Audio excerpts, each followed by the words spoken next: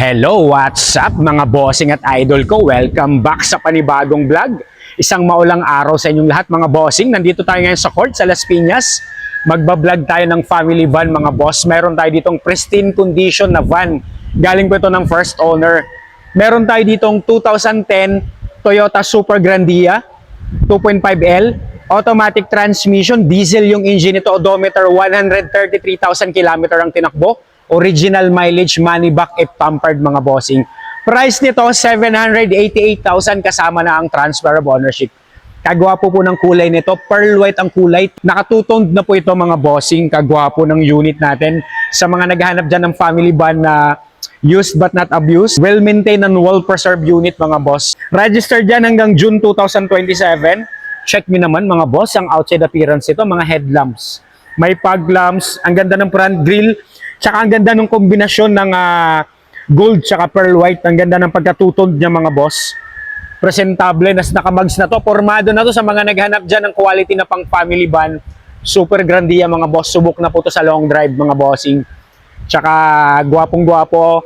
Kahit po yung engine nito at yung interior nito, panalo yung unit natin. Ikutan muna natin mga boss. Nakamags na po yan na pang Black Series po na Toyota Fortuner. Ayan, mga gulong yan makakapal pa. Nasa 85% to 90% trade by pa po yan. Ganon din po, para-paras po yung apat na gulong yan, para-paras po ang kapal nito. Kaya masasabi ko pong swerte pong makakabili nito, napaka-fresh po ng unit na to. Hindi po ako mapapayasan yung mga bossing kung Toyota Super Grandia ang hanap nyo. Highly recommended ko to. Wala pong issue to mga boss. Lalong-lalo na po pag nakita nyo po ang interior nito.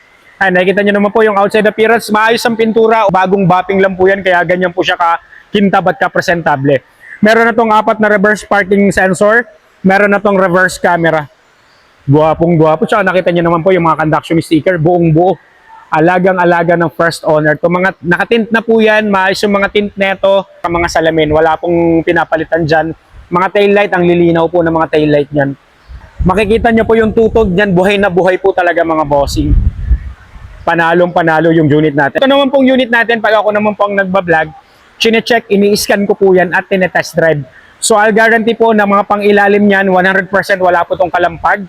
Kompleto ang mga papel, ready for transfer, LTO and HPG verified. Kita nyo naman yung mga headlights sa 2010 model, maayos po yan. Kasi yung pag-lamps niya. Ayan yung mga salamin. Pati yung mga bubong po yan, wala pong mga kupas-kupas ang pintura niyan. Check nyo na po ang interior nito. Bubuksan po natin lahat para makita nyo po. Binuksan ko po lahat ng mga pintuan para maliwanag po tayo mga boss. Nakita nyo naman pag Super Grandia, ang ganda po ng interior nito. 11-seater ang capacity nito mga boss. Nakita nyo yung mga sidings, steering wheel. Stock na steering wheel po mga boss. Yung iba kasi pinapa-leather na ito, stock pa po ito. Tsaka ito po, bagong palit po ang head unit nito. Naka-Android touchscreen head unit na po yan. Tapos na mga leather sa driver side, nakita nyo po. Wala pong mga kulukulubot, wala pong punit, walang damage. Ayos po ng leather nito. Ayan. Halos po lahat ng upuan nito maayos po. I'll guarantee naman po na mga unit natin, 100% not flooded unit, 100% no accident history. Tsaka wala kayong magiging problem sa papel kasi LTO and HPG verified to. Ay, nakita nyo naman yung mga ceiling nito, mga bossing sa 2010 model. Carpet. May carpet na rin to sa second row. Ang ganda ng carpet. So kahit tuklapin nyo po yung aftermarket na carpet niya, ang ganda po ng carpet niyang pang ilalim mga boss. Yung stock na carpet maayos. Tsaka naka-captain seat na to. Yan luwag ng loob na itong Super Grandia. Kung gusto niyo po comfort, kung sa mga mahilig po mag long drive dyan, sa mga family na mahilig mag-travel, ito po ang ideal para sa inyo mga bossing. Nakita niyo naman yung mga upuan, yung captain seat natin na upuan. No? Relax na relax ka dito pag ito po ang gagamitin nyo. Kahit yung third row seats nito. Kahit yung third row seats niyan, lahat ng mating tsaka lahat ng mga orig carpet, andyan pa po lahat yan. Kita nyo, tuklapin natin kay lalaliman, maayos po yan. Tsaka yung upuan po, even yung mga upuan dito. Ito lang po yung nakita kong issue, pero normal yan sa 2010 na upuan ito po. Pero hindi po siya, wala po siyang punit, walang damage. Normal po yan sa mga ganyan 2010. Ayan mga boss, maayos na maayos to. Kahit yung dulon-dulo na kabilang part. Ayan. Pinakita ko muna sa inyong buksan yung interior para na makita nyo naman kung gaano kasariwa to. 11 to 12 seater ang capacity nito. Foldable po yung likod yung upuan sa likod. Sa last row nito, para kung may mga, ayun, may mga ilalagay kayong mga bagahe, maluwag pa rin po. Ayan. Nakita nyo naman kahit mga likod na upuan yan, maayos mga bossing. Ito po yung view dito galing sa likod papunta sa harapan. Swerte pong makakuha nito, malamig ang aircon, smooth ang shifting, smooth ang transmission, wala pong problem to mga boss.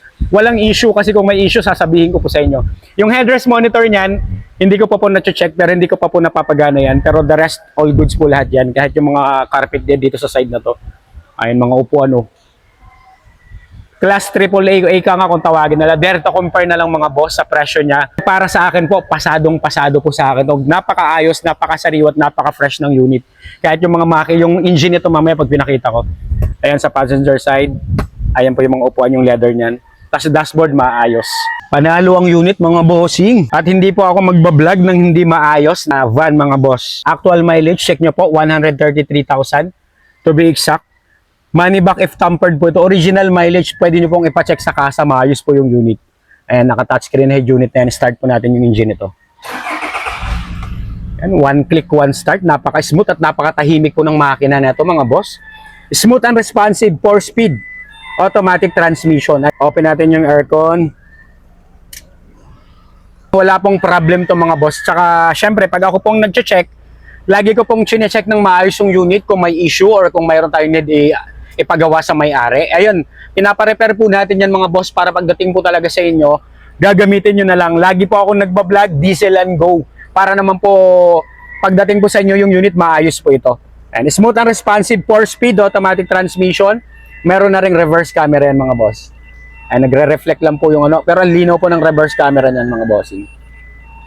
Ayos ng reverse camera. Tsaka wala po itong shift shock, walang kaldag, drive, neutral, reverse. Wala po siyang ano dyan, yung nagwa-wild siya or napaka-tining po nito, tsaka napakalambot, napaka-smooth ng shifting, walang kaldag. And pwede nyo pong puntahan, you can bring your own trusted mechanic mga bossing.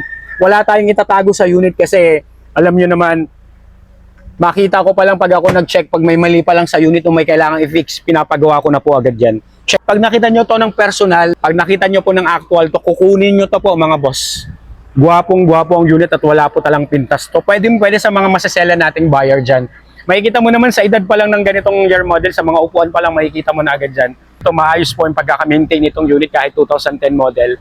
Naka-super grandia ka na for only 788,000 kasama na po ang transfer of ownership. Check nyo naman engine bay nito under the hood mga boss. Naka-Motolet Gold battery. Ayos pa po yung ATF niyan. 96 ang kilometer, nagpalito ng timing belt po. Nagpalito ng timing belt. Napaka-smooth ng andar ng makina. Wala pong mga oil leakage yan. Nakita nyo po, tuyong-tuyo yan. Walang mga oil leakage. Napaka-smooth and quiet engine. Excellent engine condition. No talsek, no usok, no blow-by po yan. No, maayos po yung kondisyon ng unit natin. At hindi po ako mapapaya sa inyo. Ready for long drive. Powered by a 2.5 liter diesel engine that produces 136 horsepower at 300 Newton meter of torque mga boss. Ayan mga tunog ng diesel, napaka-smooth. Wala naman po mga unwanted vibration dyan.